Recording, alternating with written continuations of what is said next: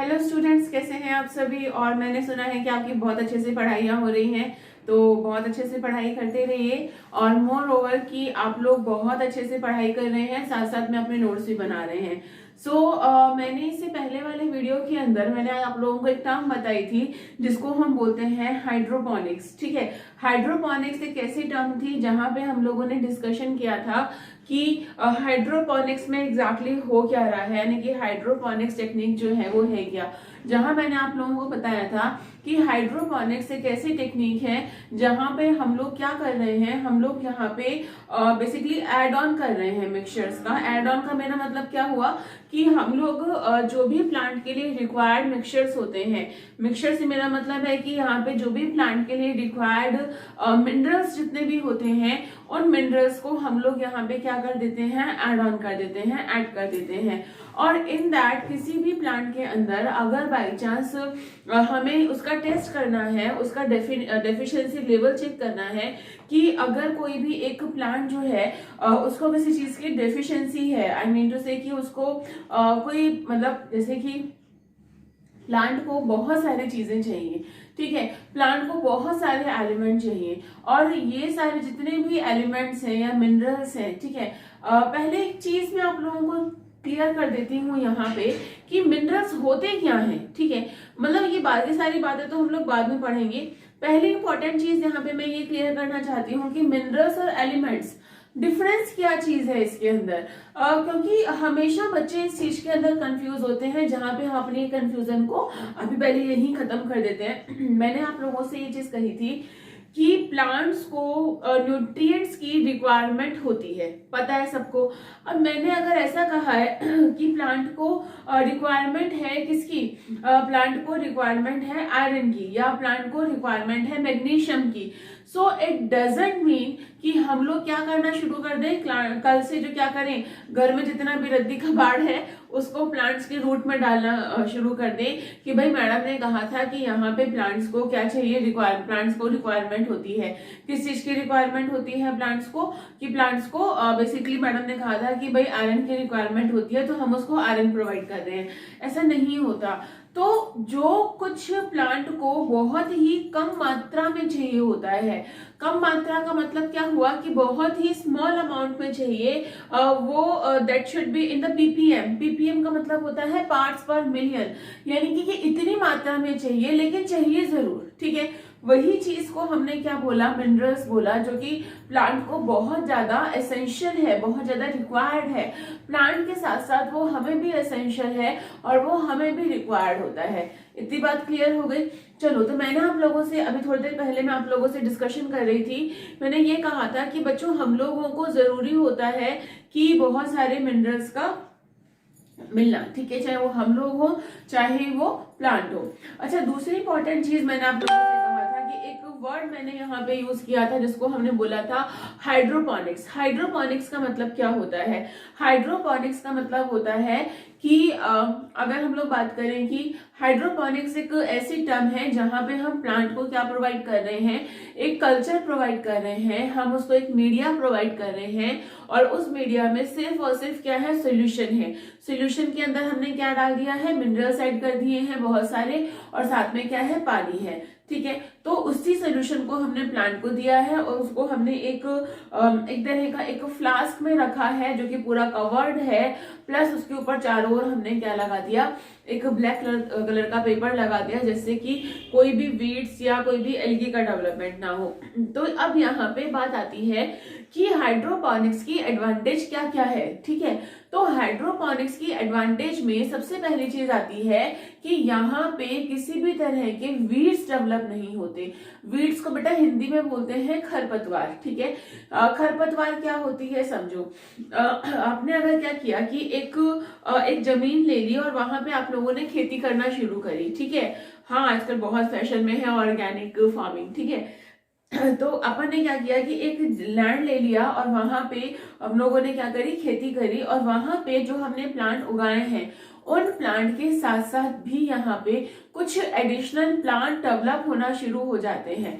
मैं अपनी बात को फिर से रिपीट कर रही हूँ कि हमारे प्लांट्स के साथ साथ भी कुछ एडिशनल प्लांट जो हैं वो डेवलप होना शुरू हो जाते हैं, और उसी चीज को हम लोग क्या बोलते हैं, वीड्स बोलते हैं। जनरली इन वीड्स को रिमूव करने के लिए हम लोग वीडिसाइड्स का यूज करते हैं। नेक्स्ट हम लोग चीज बात करते हैं, तो मतलब यहाँ पे जो अपन हाइड्रोपोनिक्स का सोल्यूशन ले रहे हैं उस सोल्यूशन के अंदर वीड्स डेवलप नहीं होते। दूसरी इंपॉर्टेंट चीज, यहाँ पे हमको पता चल जाता है कि अगर कोई मिनरल्स जो है हम लोग उनकी इजीली क्या कर सकते हैं, स्टडी कर सकते हैं कि भाई हमने एक मिनरल का, अगर हम लोगों ने क्या किया कि एक मिनरल की हमने कमी रख ली, तो वो कमी प्लांट के अंदर साफ नजर आने शुरू हो जाएगी और हम वो उस मिनरल को इजीली प्रोवाइड कर सकते हैं। अगर तुम लोगों ने कभी पढ़ा हो तो इसको हम रेट लिमिटिंग फैक्टर भी बोलते हैं, कि लिमिटिंग फैक्टर बोलते हैं इस चीज को, कि जहां पे किसी चीज की कमी जो होती है, किसी भी चीज की जो कमी है, उस कमी से क्या हो रहा है, उस कमी की वजह से वो चीज जो है वो इजीली क्या कर पा रही है, उस कमी की वजह से वो चीज जो है अपनी उसकी जो ग्रोथ हो रही है वो रुक पा रही है, ठीक है, रुक रही है, तो हम क्या करते हैं कि उस कमी को खत्म कर देते हैं। नेक्स्ट हम लोग बात करते हैं कि यहाँ पे इजीली होता है हमारे लिए सुपरविजन करना कि प्लांट ग्रो कर रहा है या फिर नहीं कर रहा है। अच्छा, दूसरी इंपॉर्टेंट चीज, यहाँ पे हमें बार बार प्लगिंग करने की जरूरत नहीं होती है। प्लगिंग का मतलब होता है कि निराई या गुड़ाई की जरूरत नहीं होती है, हमें प्लगिंग करने की जरूरत नहीं होती है। और सबसे इंपॉर्टेंट चीज कि जितने न्यूट्रिएंट सॉइल के अंदर होते हैं हम वो सारे न्यूट्रिएंट जो है वहां पे हाइड्रोपोनिक्स के अंदर प्रोवाइड कर रहे हैं। तो ये कुछ एडवांटेज होती हैं हाइड्रोपोनिक्स की। अच्छा, हाइड्रोपोनिक्स जो है जिसकी मैंने एडवांटेज आप लोगों को बताई है, इसके ऊपर सॉइल कल्चर के ऊपर, सैंड कल्चर के ऊपर, आई मीन टू से एश कल्चर के ऊपर और हाइड्रोपोनिक्स के ऊपर क्वेश्चन सीधे सीधे बनता है यहाँ पे कि टेक्निक्स बताइए कि जिनसे हमें पता चल सके कि कौन से प्लांट को किस चीज की रिक्वायरमेंट है। सो आप इजीली सीधे सीधे यहाँ पे क्वेश्चन बनता है और आप इजीली इस चीज को बता सकते हो। क्लियर? चलिए, तो आगे हम थोड़ा सा और बढ़ते हैं, जहां पे आज हम लोग बात करने वाले हैं basis of essentiality of minerals, यानी कि मिनरल जरूरी क्यों है, क्या रीजन है कि मिनरल्स हमको चाहिए ही चाहिए। तो अब यहाँ पे दो साइंटिस्ट आए थे जिनका नाम था एरॉन एंड स्टॉट, ठीक है। इन 1939 के अंदर इन्होंने 3 क्राइटेरियाज दिए थे। अब वो 3 क्राइटेरियाज क्या थे, सुनो। उनके अकॉर्डिंगली, इन 3 क्राइटेरियाज के अकॉर्डिंगली फर्स्ट क्राइटेरिया ये था कि कुछ स्पेसिफिक एलिमेंट्स होते हैं, ठीक है, कुछ स्पेसिफिक एलिमेंट्स होते हैं that is essential required for vegetative and reproductive growth, यानी कि कुछ ऐसे एसेंशियल न्यूट्रिएंट्स होते हैं, कुछ ऐसे खनिज लवण होते हैं जो पौधे के कायिक और उनके जनन भागों की वृद्धि के लिए जरूरी है, ठीक है। सो यहाँ पे अगर मैं लिख दूं कि मैं यहाँ पे क्या लिखूंगी कि मिनरल्स आर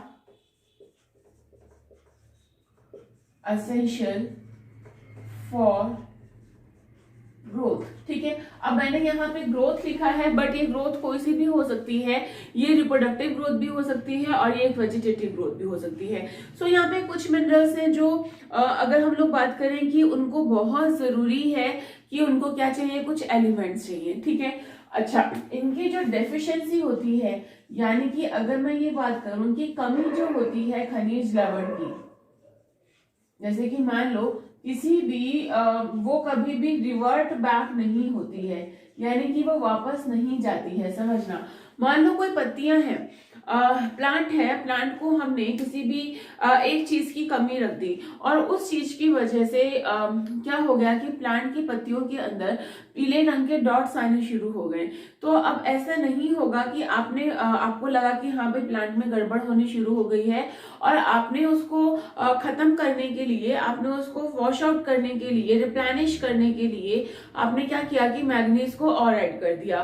तो दैट डजंट मीन, इसका मतलब ये नहीं है यहाँ पे कि वो जो आपकी ग्रोथ हुई है, प्लांट की जो ग्रोथ हुई है, वो प्लांट की ग्रोथ जो है जिस पत्तियों के ऊपर डॉट लगा हुआ है वो डॉट वापस से रिवर्ट बैक हो जाएगा, ऐसा नहीं होगा, बल्कि आगे आने वाली लीव्स जो है वही आगे एक नेचुरल पर्टिकुलरली साइज ले पाएंगी और नेचुरली कलर ले पाएंगी। मेरी बात समझ रहे हो यहाँ पे मैं क्या कहना चाह रही हूँ? फिर से सुनो, मैंने क्या कहा कि जो कमी होती है खनिज लवणों की, they can't be revert back, ठीक है, मतलब ये वापस नहीं होती है। मतलब कि अगर आज मैंने कोई पौधा उगाया और उस पौधे के अंदर किसी ना किसी रूप में कोई कमी वहां पे है, चाहे वो मैग्नीज की है, चाहे वो आयरन की है, चाहे वो जिंक की है, चाहे वो मॉलिब्डेनम की है, और उस कमी की वजह से लीव्स जो होती हैं, लीव्स के अंदर पैचेस आ गए हैं। पैचेस का मतलब क्या हो गया कि एक तरह का पीलापन आ गया है, पीले रंग के मतलब पैचेस आ गए हैं, उसके ऊपर धब्बे आ गए हैं।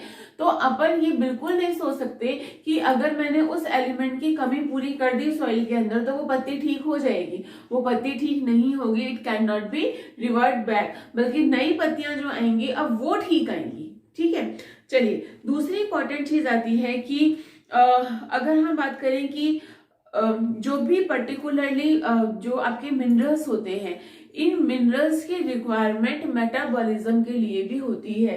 They require also for metabolism. Metabolism क्या होती है?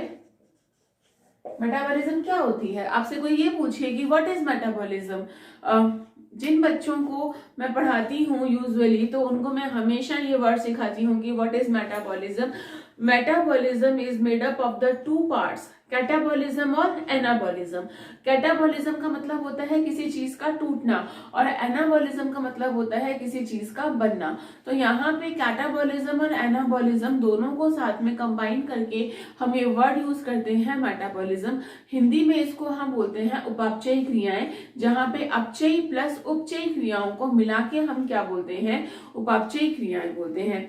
सो ओवरऑल कि यहाँ पे जो भी मेटाबॉलिज्म होती है प्लांट के अंदर, वहां पे इनका इंट्रैक्शन जो होता है वो बहुत जरूरी होता है। ठीक है, किसका? एलिमेंट्स का। तो ये जो पर्टिकुलरली जो एलिमेंट्स हैं इनके बारे में मैंने आप लोगों को बताई कुछ चीजें। ये बात कही थी एर्नन और स्टॉट ने। उसके बाद निकोलस आए थे, इन्होंने इस चीज के 3 क्राइटेरिया को डिवाइड कर दिया था। मतलब उन्होंने 3 अलग अलग पार्ट के अंदर मिनरल को डिवाइड किया था। सो वो पार्ट में भी आपको बता देती हूँ, उससे पहले एक बार आप स्क्रीनशॉट ले लीजिए, देन आगे हम लोग बात करते हैं।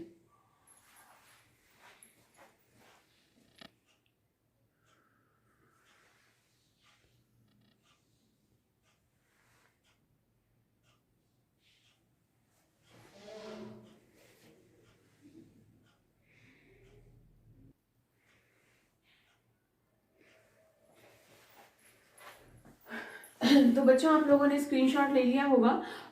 अभी हम लोग बात करने इससे पहले हम लोगों ने बात करी थी कि जो बेसिकली स्ट्रक्चरल कंपोनेंट्स जो होते हैं या जो आपके एलिमेंट्स होते हैं या फिर जो आपके मिनरल्स होते हैं उनको किस किस की रिक्वायरमेंट होती है। अच्छा, नेक्स्ट हम लोग बात करते हैं यहाँ पे निकोलस नाम के साइंटिस्ट ने 1961 के अंदर 1961 के अंदर उन्होंने एक बहुत ही स्पेसिफिक चीज बताई। और वो जो बहुत ही स्पेसिफिक चीज थी वो क्या थी, समझना इस चीज को कि एलिमेंट्स जितने भी हैं, अगर मैं आपसे एक छोटी सी बात कहूं कि हमारा शरीर किससे मिलके बना है, तो आप कहोगे कि हमारा शरीर मैडम कोशिकाओं से मिलके बना है, यानी कि सेल से मिलके बना है। चलिए मान लिया। अगर मैं आपसे ये कहूं कि सेल किससे बनी है, तो आप कहोगे कि मैम सेल के अंदर बहुत सारे अगर हम लोग बात करें सेल ऑर्गेनल्स हैं, जहां पे अगर हम लोग बात करें कि माइटोकॉन्ड्रिया भी है, गोल्जी बॉडी भी है और केंद्रक भी है। लेकिन अगर मैंने आपसे ये पूछा कि क्या हमारे जो जितने भी हमारे जो कोशिकाएं हैं उन कोशिकाओं का एक अगर मैं बात करूं केमिकल कंपोजिशन क्या होगा, तो आप क्या कहेंगे? तो आप मुझसे कहेंगे कि मैम केमिकल कंपोजिशन में सबसे मेन चीज आती है यहाँ पे कार्बन आता है। क्या आता है? कार्बन आता है। तो इसी बात को मैं यहाँ पे कहना चाह रही हूँ आप लोगों से कि जितने भी एलिमेंट्स हैं, आई रिपीट, जितने भी एलिमेंट्स हैं उन एलिमेंट्स को प्लांट की जरूरत के अनुसार हम लोगों ने दो पार्ट में डिवाइड किया है। एक होते हैं मैक्रो एलिमेंट्स। मैक्रो का मतलब होता है वृहद पोषक तत्व या वृहद खनिज लवण, और दूसरे जो होते हैं वो होते हैं सूक्ष्म पोषक तत्व, जिनको हम माइक्रो एसेंशियल एलिमेंट्स भी बोलते हैं या माइक्रो एलिमेंट्स भी बोलते हैं। जो मैक्रो वाला पार्ट है यानी कि जो वृहद वाला पार्ट है, ये प्लांट को बहुत ज्यादा मात्रा में चाहिए होता है, और इतनी मात्रा में चाहिए होता है कि उसका जो कंपोजिशन है वो ही पूरा उसके ऊपर बेस्ड है, यानी कि पूरा का पूरा कंपोजिशन ही पूरा उससे मिलके बना हुआ है। ठीक है। और जो माइक्रो एलिमेंट्स होते हैं इनकी मात्रा बहुत ही कम चाहिए होती है, मतलब ये समझ लीजिए कि वो पीपीएम में चाहिए होती है, यानी कि पार्ट्स पर मिलियन के अंदर चाहिए होती है। और जो ये पार्ट्स पर मिलियन है, ये जो पार्ट्स पर मिलियन का मतलब क्या हुआ यहाँ पे कि बहुत ही कम मात्रा में ये हमें चाहिए होते हैं, यानी कि मतलब मिलियंस का भी एक छोटा सा हिस्सा। ठीक है, इसी को हम पार्ट्स पर मिलियन बोल रहे हैं। तो इतनी कम मात्रा में ये हमें चाहिए, इसी वजह से लेकिन चाहिए जरूर। इनको हमने किसमें कैटेगराइज किया है? माइक्रो न्यूट्रिएंट में कैटेगराइज किया है। तो मैक्रो और माइक्रो, तो जो मैक्रो आते हैं जहां पे हम लोग नॉर्मली बात करते हैं कार्बन, हाइड्रोजन, ऑक्सीजन, फास्फोरस, ठीक है, इन सब के बारे में हम बात करते हैं, बोरोन, मैग्नीशियम, ये जितने भी बोरोन के बारे में अगर मैं बात करूं तो ये हमारी बॉडी को बहुत ज्यादा असेंशियल है। ठीक है, बहुत ही ज्यादा हमारी बॉडी को चाहिए। ठीक है, और माइक्रो के अंदर जिंक हो गया, मॉलिब्डेनम हो गया, कॉपर हो गया, ये बहुत कम मात्रा में चाहिए प्लांट को। सो ऐसे ही इनकी रिक्वायरमेंट क्या क्या है, तो यहाँ पे देखते हैं as a structural components in organic substance, कि जितने भी ऑर्गेनिक सब्सटेंस है, चाहे वो फैट हो, चाहे वो कार्बोहाइड्रेट हो, चाहे वो प्रोटीन हो, उनका जो एक बेसिक फॉर्मूला है, उन सबके अंदर ये एलिमेंट्स आते हैं, मतलब उनको जरूरी है, हमें चाहिए। दूसरी बात जैसे कि फास्फोरस है, फास्फोरस कहाँ पे काम में आता है? यहाँ पे एटीपी के ट्रांसफर में या एटीपी के निर्माण में काम में आता है। ओके, कुछ जो होते हैं ये बहुत सारे एंजाइम्स को बनाने के लिए चाहिए होते हैं, यानी कि they are essential components of various enzymes and some are the osmotic and turgor pressure, यानी कि पोटेशियम हो गया, वो एक ऑस्मोटिक प्रेशर मेंटेन करने के लिए काम में आता है। सो हम लोग इनके बारे में बहुत ही डिटेल में बात करेंगे अब कल कि कौन सा एलिमेंट किस चीज को चाहिए और कितनी मात्रा में चाहिए, इसके बारे में हम लोग कल डिटेल में हम लोग बात करने वाले हैं। सो इनको एक बार इसका कोई बेसिक ट्रिक नहीं है कि आपको मैं ये कहूं कि बेटा इसको एक ट्रिक है और इस ट्रिक को आप लोग याद कर लीजिए। इसको बेसिकली याद करने के लिए आपको याद ही करना पड़ेगा।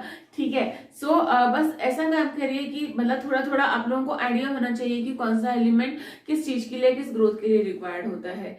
Clear? Thank you so much for watching मी, और कीप स्माइलिंग और नोट्स बनाते रहिए। Thank you.